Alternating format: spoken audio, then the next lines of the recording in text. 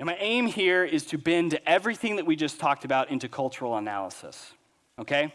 So what is the phenomena behind what we see in our current age? If we didn't have all of those categories, when we move into cultural analysis, we'll just kind of be wading in kind of trivial statements that just get repeated a lot without understanding why God designed these things that way. Personally, I don't like the phrase, God made Adam and Eve, not Adam and Steve. That's the kind of world that we operate in if we don't know the creation behind God's law and why he did what he did, as far as we can tell from his scripture.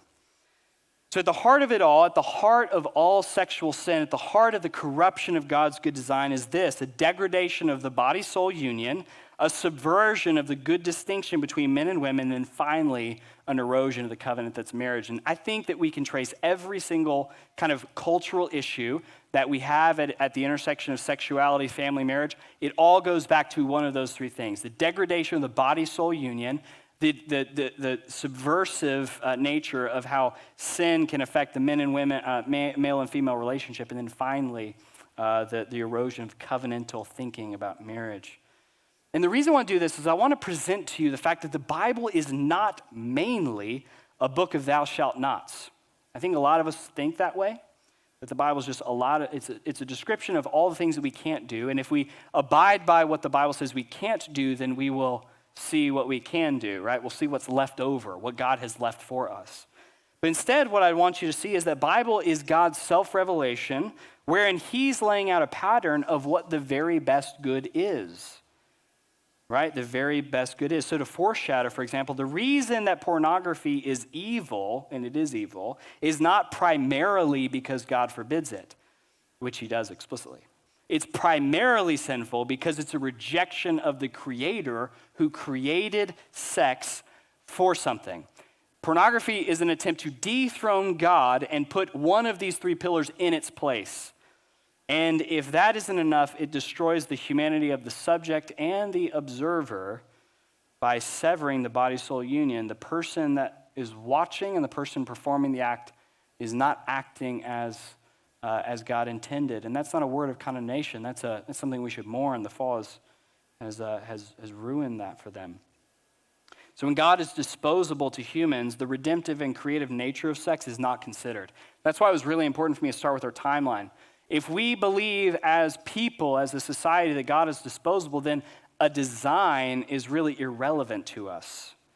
But something else has happened now because of advances in technology. When children can safely be eliminated from marriage, even the potential for children to be eliminated from marriage through any sort of means, right? But one of the more heinous, abortion, right? Sex is divorced from its copulative function, which requires both a male and female actor. So if children are optional and the procreative column goes, then all that's left is comfort and satisfaction. Well, then you don't really just need a male and female relationship. You can get comfort and satisfaction in a lot of ways, right? Going back to our idea of pornography, you don't need another person, actually.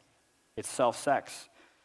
That does something to our thinking, right? It does something to our thinking. When children are optional for sex and we're able to trade these things around, it functionally tenderizes people, right? Most of you guys probably don't know what the app Tinder is, and that's okay, but it's an app that people, my generation and younger, are using, and you can find people that you can have casual hookups with, and you just swipe left or right based on your preference for them. It's like you're shopping through a Sears catalog for your next partner.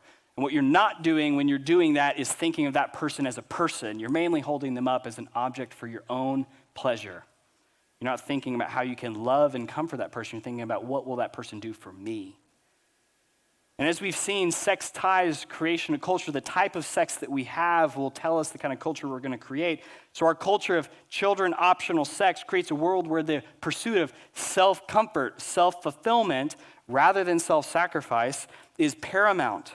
And because we're created as sexual beings, then that takes over everything, which is why you can't seem to get away, not you necessarily, but we can't seem as a culture to get away from sex. It's everywhere. It's politicized. It's economized. It's monopolized. And it's in advertising everywhere. We can't seem to get away from it because we've subverted God's good design for it.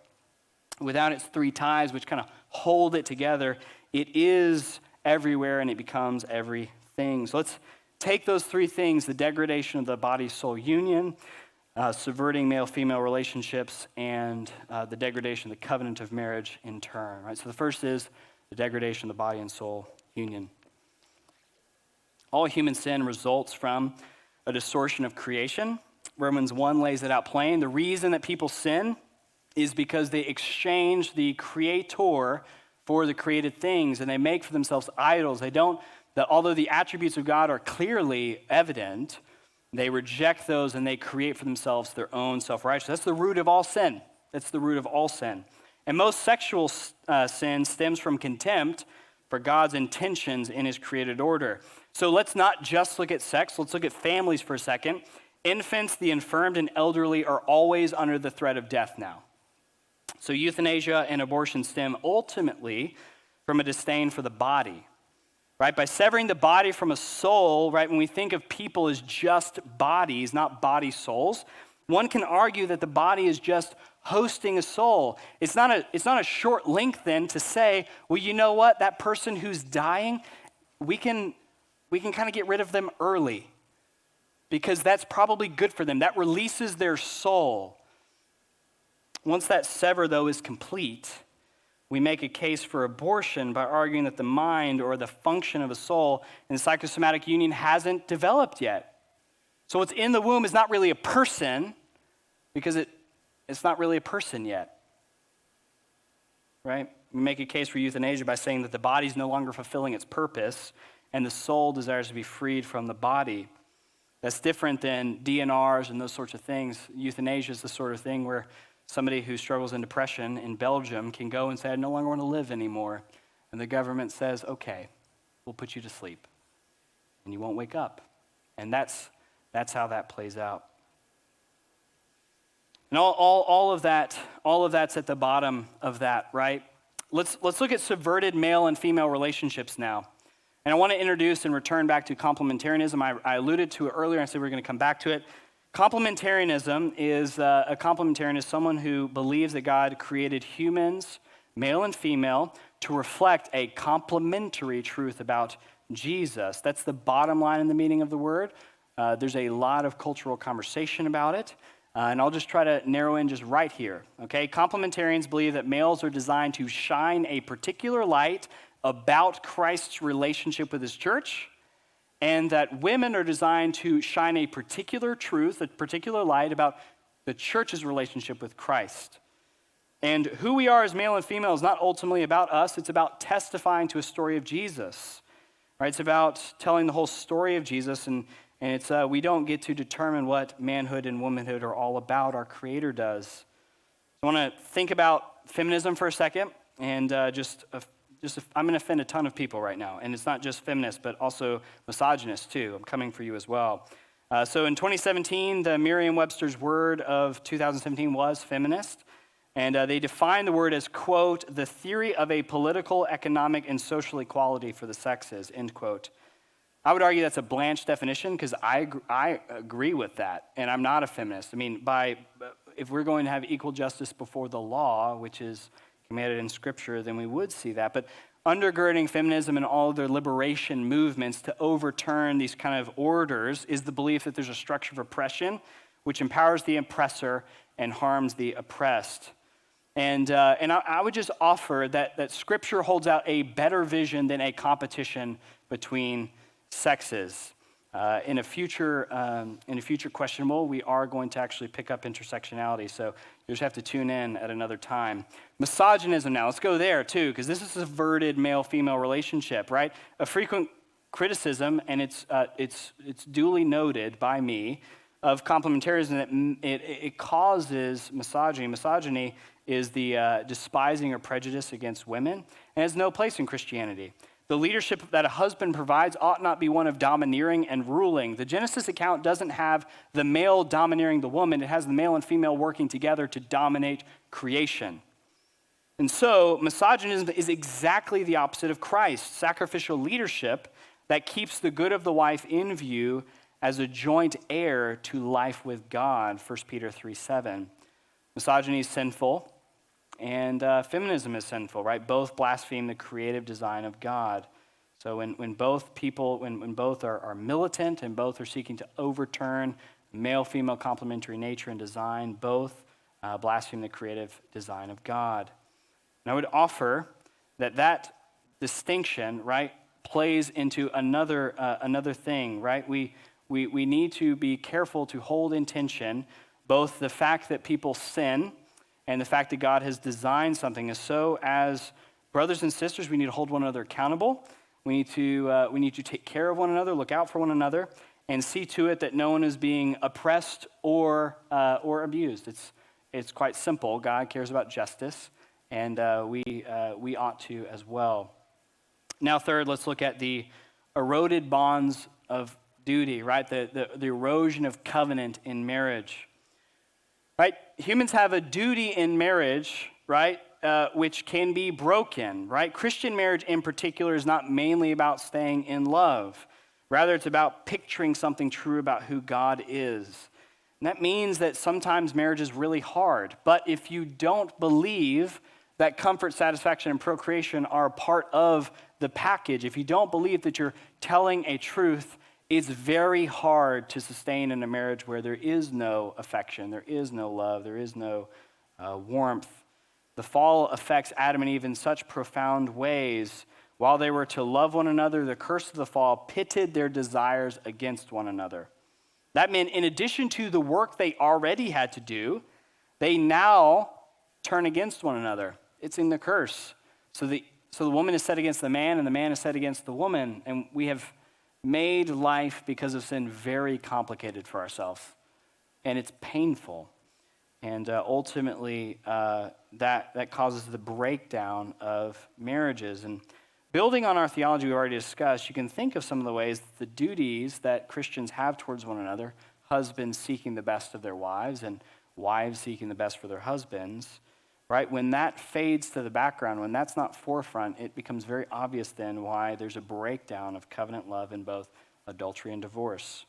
Ultimately, at the root of adultery and some divorces, right, is the loss of that focus, of the reciprocal duties. When in both adultery and in some cases of divorce, when a husband loses sight of the fact that he's supposed to seek the good of his wife and he chooses to seek his own good, he goes after another woman, one who, because he is burning with passion but desires not to seek to comfort his wife because he's selfish, he sins and he falls. Jesus makes this better, and we will get there. But that's what happens. That's how the fall has affected God's design. The thing I want to look at, too, is the flattened meaning of intimacy. The flattened meaning of intimacy. It's not just that body souls are struggling, that the male-female relationships are now pitted against one another, and that covenant love is diminished. But there's a flattened meaning and purpose to intimacy. Let's just observe our pillars. If you're streaming, you can think back to our little house here. Observe that if we were to remove one of these pillars, the whole thing would collapse. The whole thing would collapse, right? The perversion of sex is due to selfish love, self over other. Let's just take pornography again as our chief example. Pornography does this by removing both the comfort and procreative functions of sex. Worse, pornography reduces the humanity of the person, the actor, and the subject, right, in the exchange, right, by insinuating that carnal pleasure is all that the machine, the body, is for. That's ultimately at the heart of pornography, is that the only thing that the body is for pleasure. And that's beside the fact that it's forbidden by Scripture to engage in lust or porneia. Pornography is often heralded as an advance for women and a win for sex positivity, but in reality, what it does is it programs men and women, right, to reduce the other sex into an object for sexual pleasure. Oftentimes, people just think that pornography is a man issue, but it's men and women engage in it. And in both contexts, what's happening is you are saying to the person whom you are watching, you are a consumable object to me. You are a consumable object to me. And it liberates both to reduce people to that.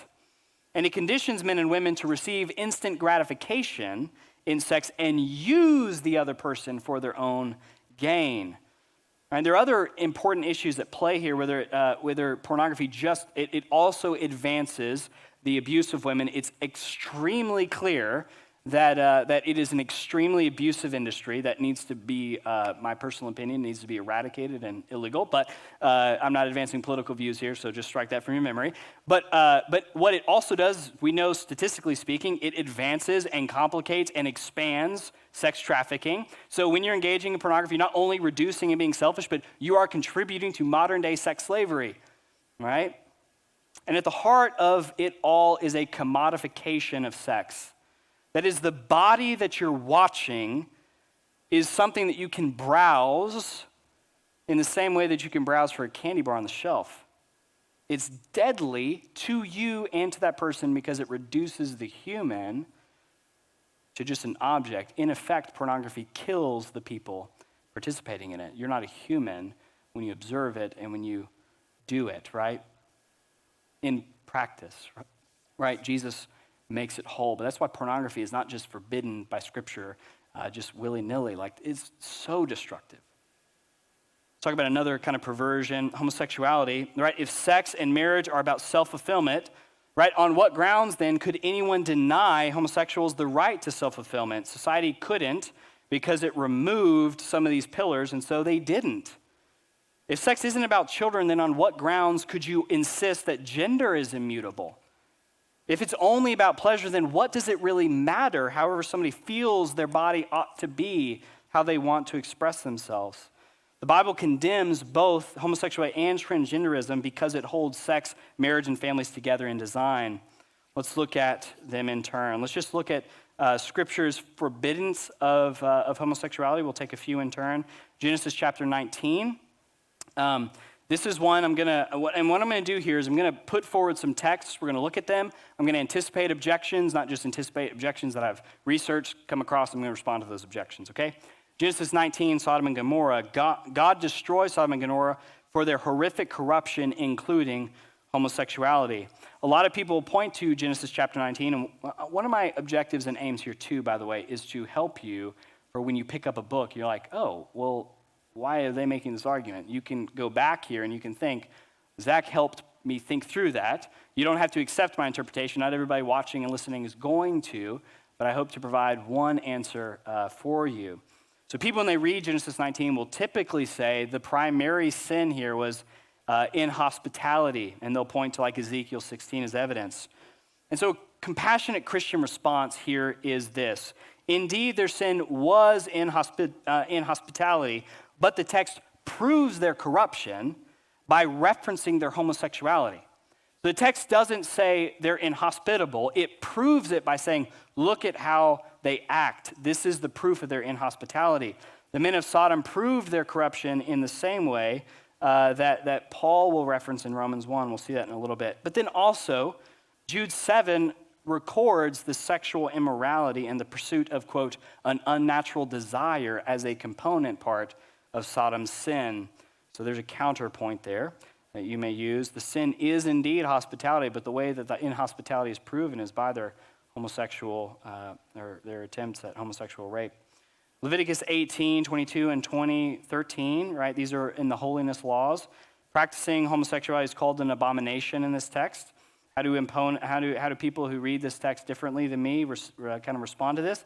They'll dismiss the verse as referencing uncleanliness.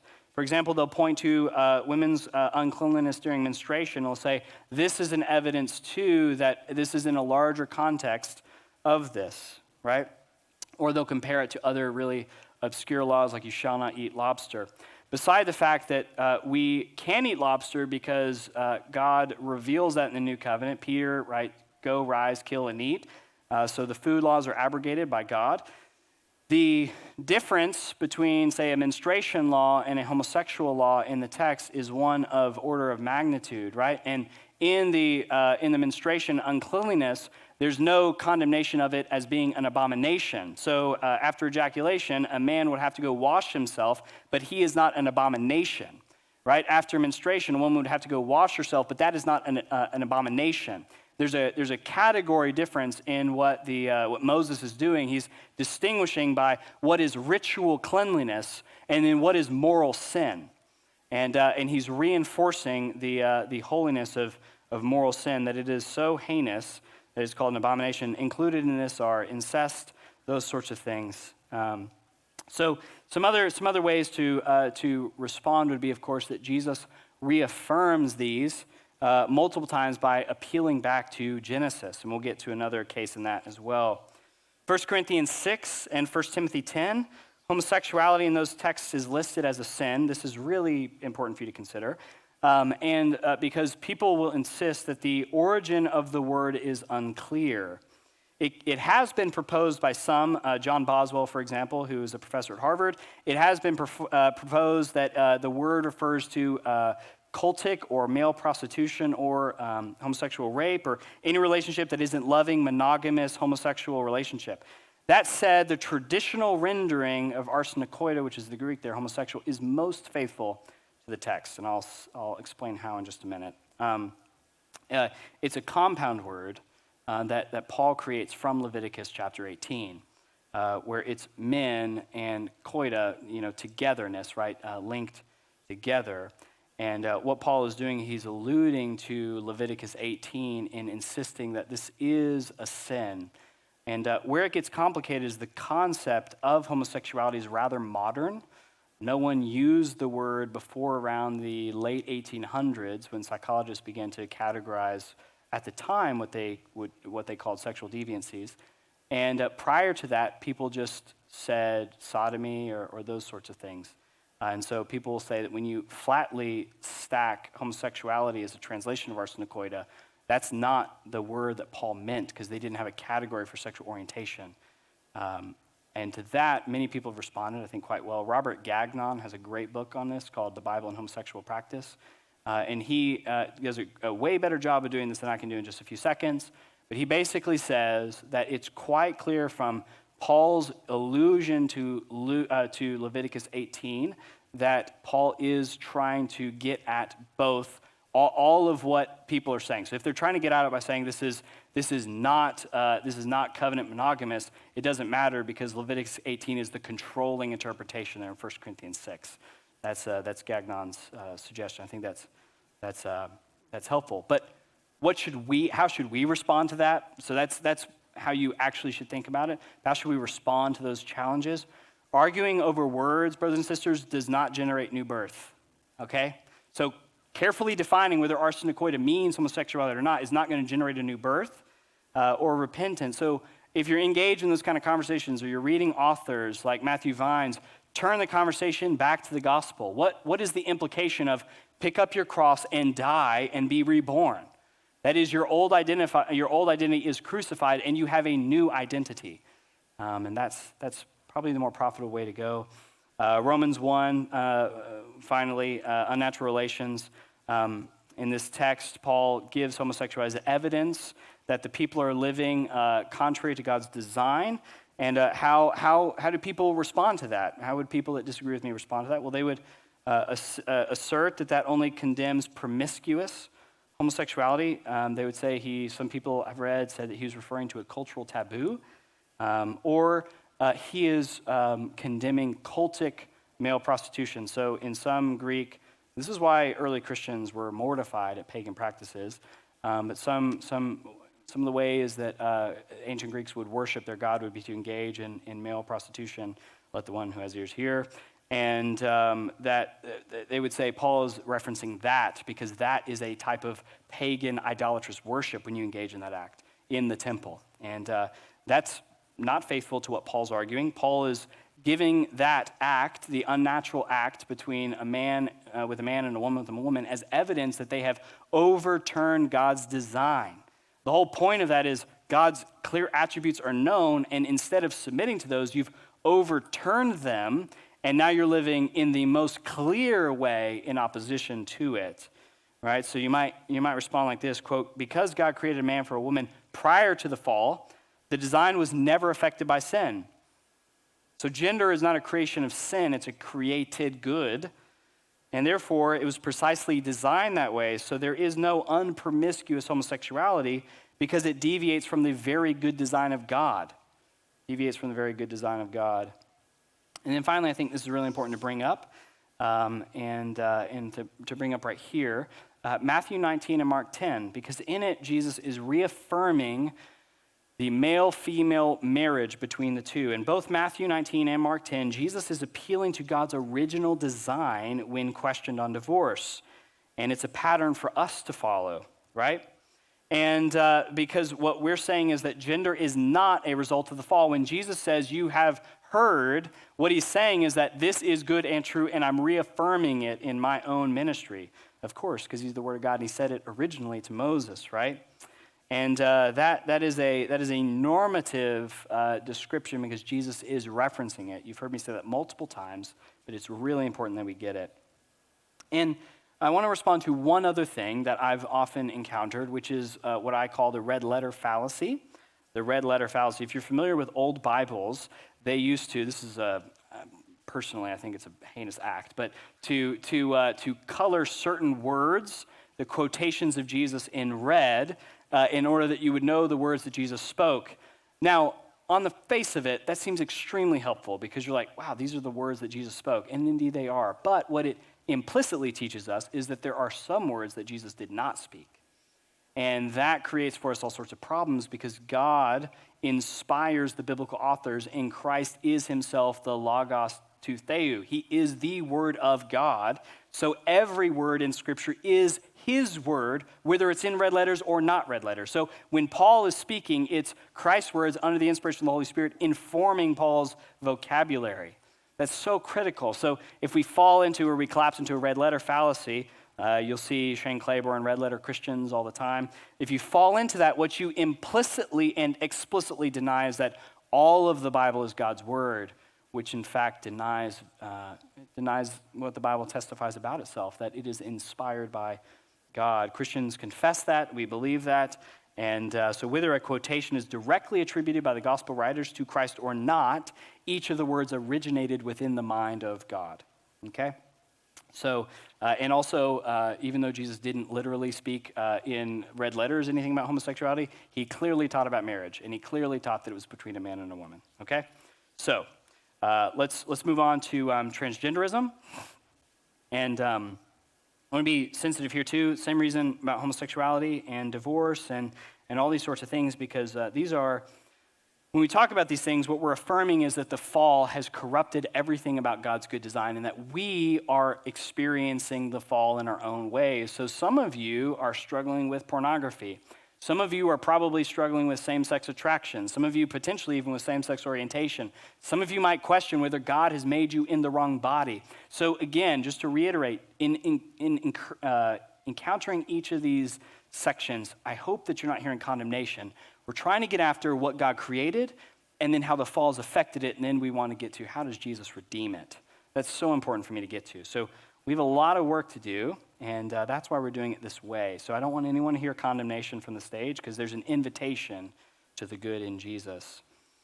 Right? I would suggest to you, this is, I think, a good thing to think about, that transgenderism is actually a revival of ancient Gnostic heresies about the body. I think it's a revival of ancient Gnostic heresies about the body, that the body is irrelevant in what it means to be me. So the fact that I'm a male with male parts and male plumbing actually doesn't matter. That's a very Gnostic idea.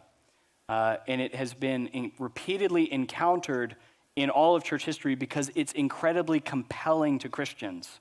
Because when you affirm that God is spirit, you might collapse into the idea that body is bad because it's not like God. But when the incarnation happens and when God takes on flesh, he is clearly saying that the flesh has dignity as well, that the body matters as well.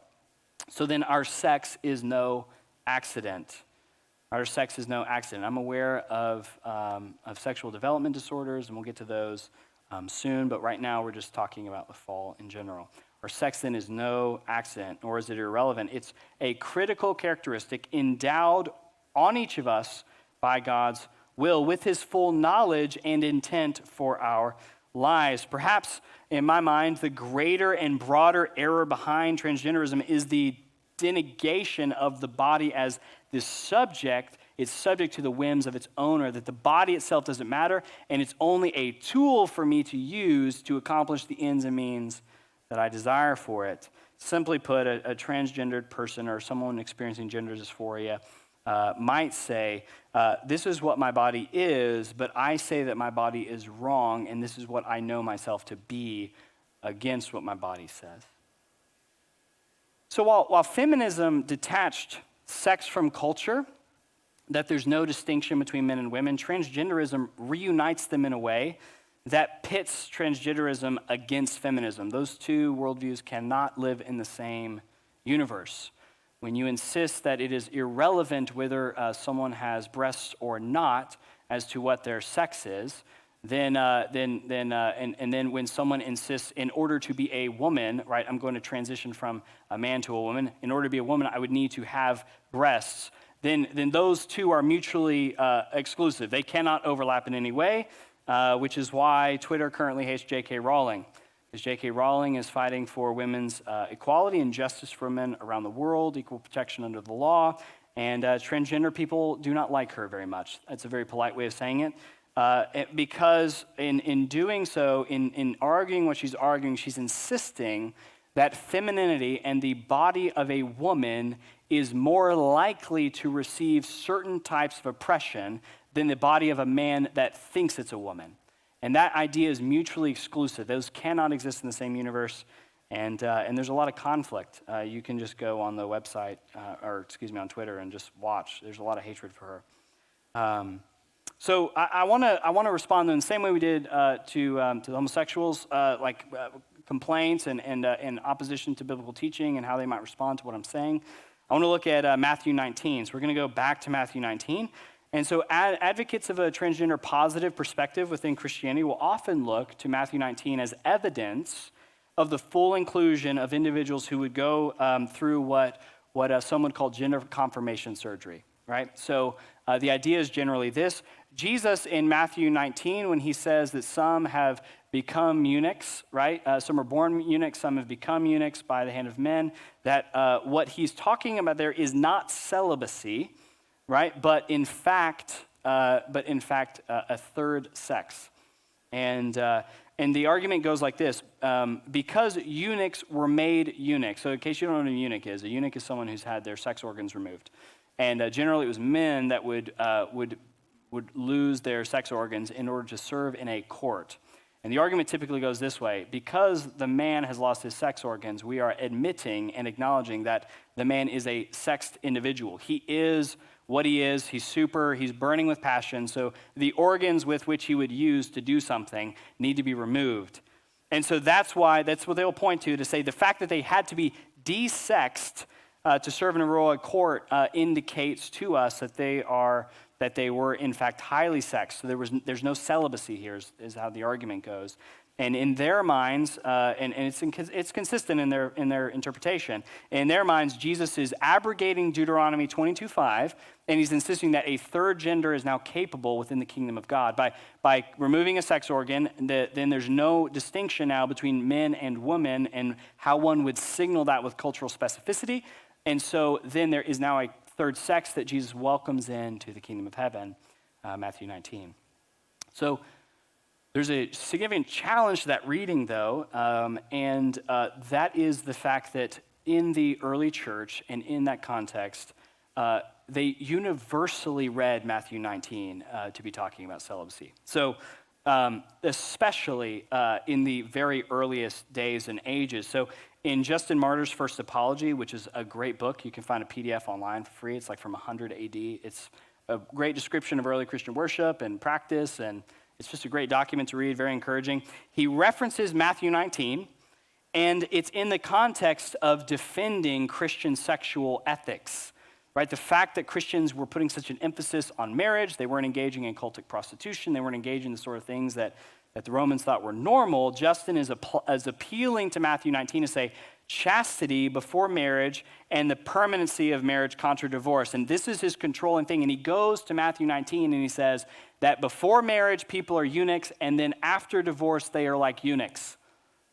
That's clearly celibacy, because those people that before they're married, where eunuchs can then get married and have children. So they're not literal eunuchs. Tertullian does this in his book on chastity. Many people reaffirm this. Augustine reaffirms this in City of God. And even if that was not the case, even if we did not have those early Christian witnesses on how to properly read Matthew 19, gender dysphoria was not a category in ancient thought.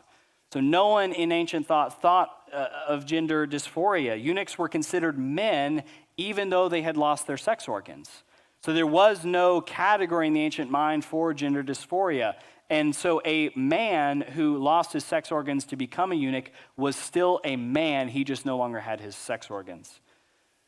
I'll say a word too, because I know that disorders of sexual development exist. And so I would posit this. The fall has many consequences, and we've talked about some of them, but one category is what theologians will call the noetic effect of the fall, that there are other effects, just normal effects, the way our minds work, the way we think, the diseases that we experience. There are so many things wrong with the world that aren't just related to the fact that somebody might watch pornography, and that there are things broken in the world and in God's design post-fall, right? And so issues and disorders of sexual development don't undermine the norm, right? Intersex people, I think, I think her name is Rachel McCullough, but she wrote a book called, that's not her name, but she wrote a book called Confronting Christianity. And I think she has a lot of wisdom here, where she said that intersex people should be given a lot of, so that would be people that are born without properly developed sexual organs. They should be given a lot of room to mourn that, which I think is appropriate. They should be given a lot of latitude to figure out what in the world they're going to do and how they're going to have normal relationships. They should be given a lot of grace for maybe ways that they might struggle with that we wouldn't struggle with. But those disorders merely prove a fall. They don't undermine the norm. You don't make an exception for a law based on, you don't make a law based on an exception. You make it on a norm, right? And so it should and ought to be seen as an exception. So laws like speeding, for example. We have a speeding law right on the parkway. It's 50 miles an hour. Most people don't know that, but it's 50 miles an hour. It's not 70, it's not 80, it's 50 miles an hour. But occasionally, and with exception, that law can be broken in matters of great urgency. So police officers, fire trucks, ambulances, they can break that law, but that's the exception, not the norm. And if the norm was 80, then all of us would have to take surface streets because everybody would be rear-ending everyone else. We'd never get anywhere. So norms are norms, and we can't norm to an exception. And so as tragic as disorders of sexual development are, and they are indeed, like they should be mourned as an effect of the fall, we can't undermine biblical teaching on gender and sexuality because of them, but we can offer great grace, great redemptive hope. And we'll see how in just a minute when we get to how does Christ make this better.